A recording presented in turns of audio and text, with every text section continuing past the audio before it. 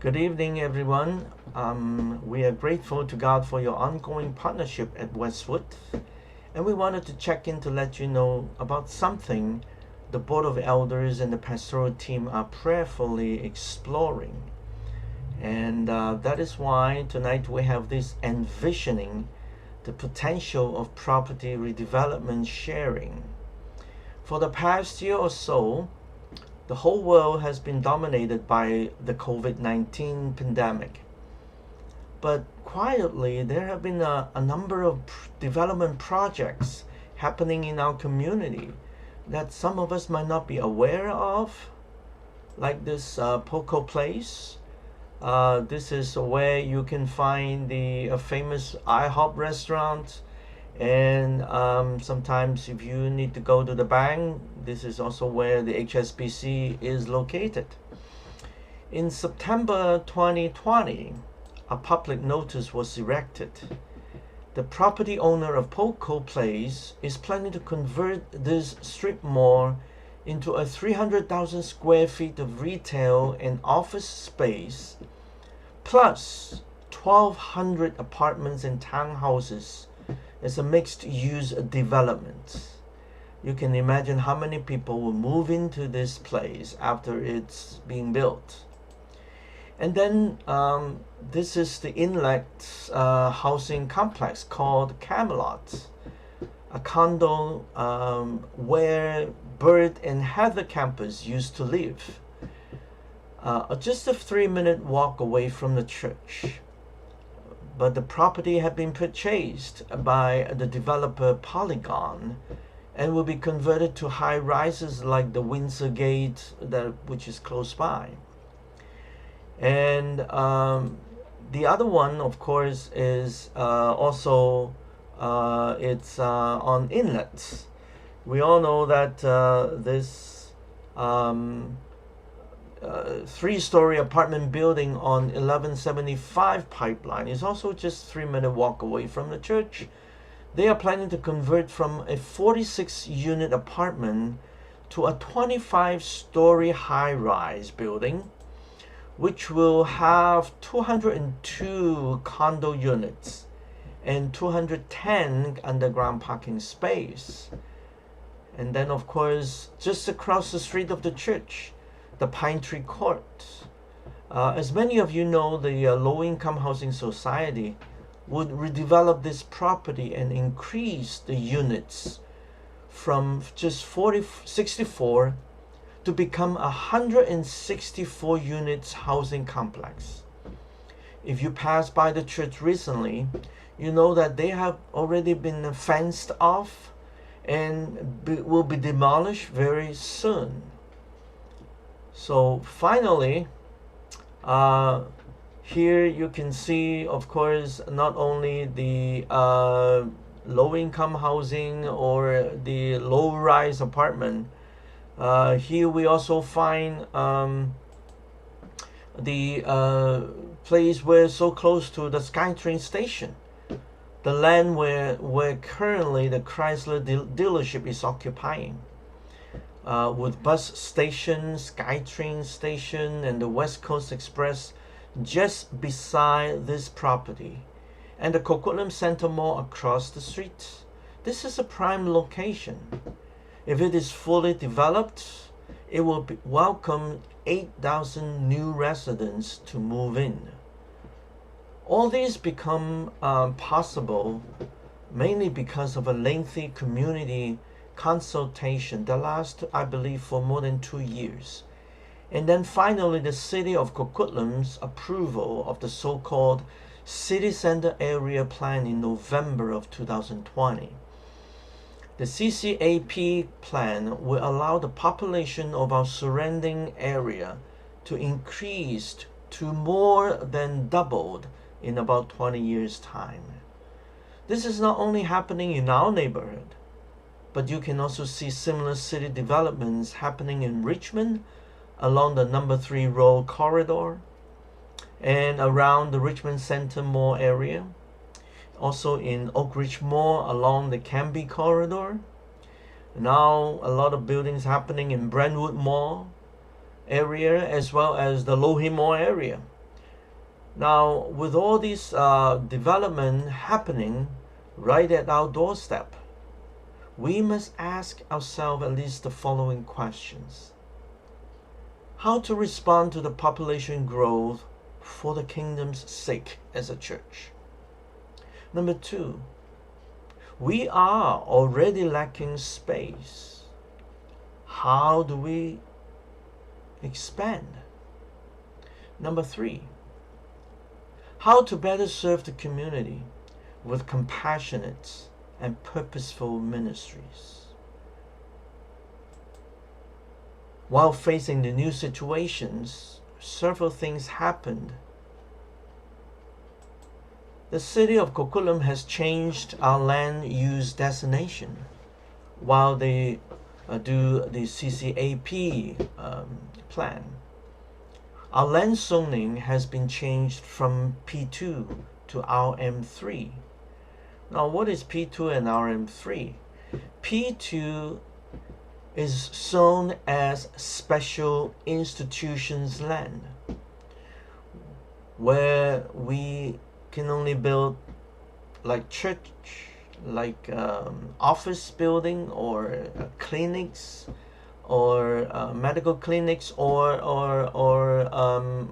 special education tutoring center. These are considered as special institutions. Then what is RM3?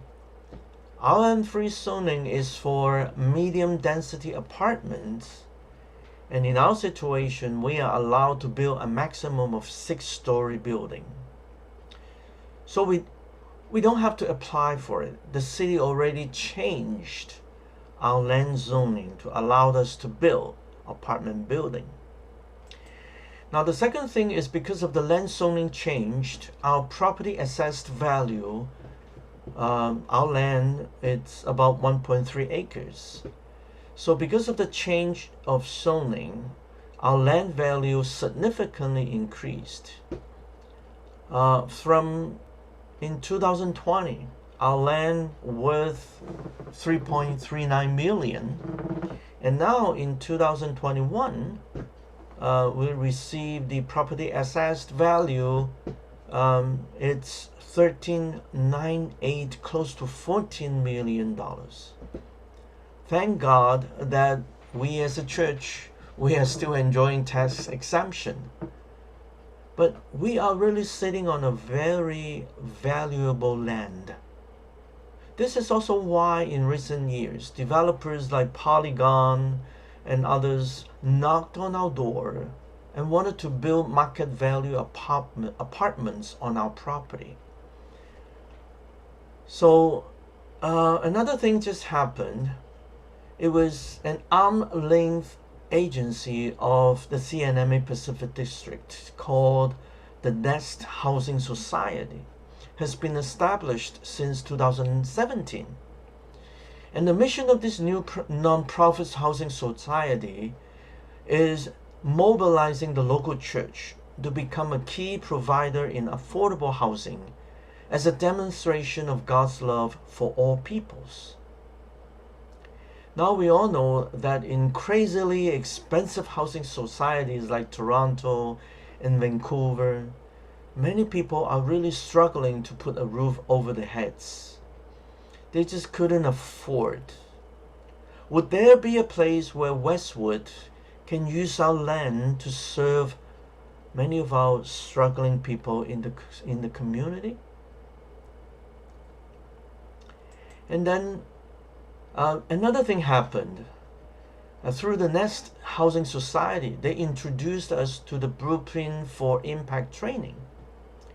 It is organized by the Van City to encourage nonprofit organizations like us to build affordable housing. Two of our elders, James and David, and myself, we attended a series of online training with a bunch of other church people who are also interested in developing the underutilized land to build affordable housing. So 3 of us, we learned a little bit about land redevelopment, where to start, how to start, so on and so forth. Now, with all this being said, let us look at our property again. We have a land of close to 1.3 acres, but actually more than 60% of the land is for parking. It is fully occupied only during certain period, like Sunday morning or Friday evening.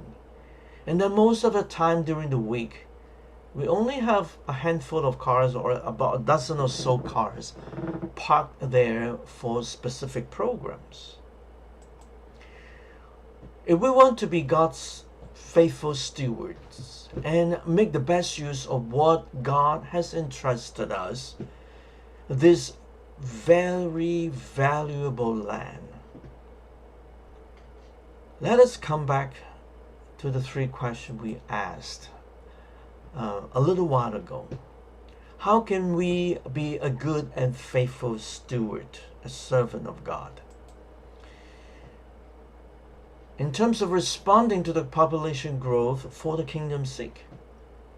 In terms of looking at how could we continue to expand to accommodate newcomers. In terms of how to better serve the community with compassionate and purposeful ministries. So we came up with the following dreams. Number one, we want to build a 6-story apartment building on the existing parking lot. And then we change the parking to underground parking. So the first floor of the building, we want to dedicate it for several services. Number one is to build a multifunctional hall. And then the hall, during the weekdays time, we can use it to serve the community for different activities and programs. But on Sunday, we could turn that into a second worship space. So you can imagine on Sunday, while several hundred of people is worshiping in the sanctuary, we have another second worship space where 100 or so people can worship at the same time. The second thing is we want to build a children daycare center. And then we want to build a community kitchen, a commercial grade community kitchen. The last thing, on the first floor, we can establish a senior service center. The reason we want to build daycare center and also a senior service center is that because we know for some time already the growth of the community where the people are moving in, many of them are younger families, and they need children daycare facilities. It's in very high demand nowadays in our community. And then we also know that our population is aging. So with many people are downsizing, moving into our community for looking for apartments or townhouses. Many of them are retirees. So the service for seniors is also in high demand. The community kitchen can serve as a place where we can serve meals to feed the hungry people. So these are very targeted, compassionate ministry that can serve the community. And then of course from the second and the sixth floor, these floors will build, we hope to be able to build 50 below market rental apartments for low-income seniors. The size of these apartments will be from studio to one-bedroom apartments.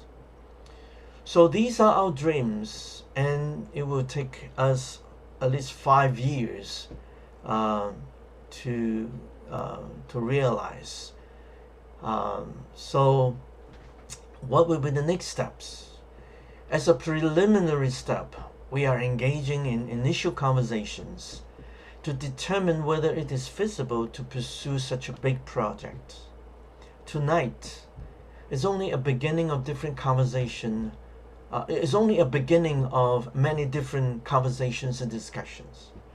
We will find out the time to meet, to ask questions, to debate about it, and to pray together. The feasibility study in 2021 will include an architectural concept and economic analysis that we expect will take about 6 months to complete.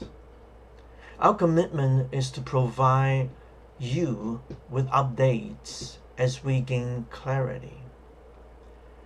The current communication is meant to both inform and invite. Would you consider joining us in prayer, asking us for God's guidance and wisdom? You are our partners in the gospel, and you are our members of the church. We want to inform you and invite you to pray for this. Once again, I want to thank you for your commitment to Westwood and to the wider Tri-Cities community. May God's kingdom come, and may He continue to do things in and through us as a church.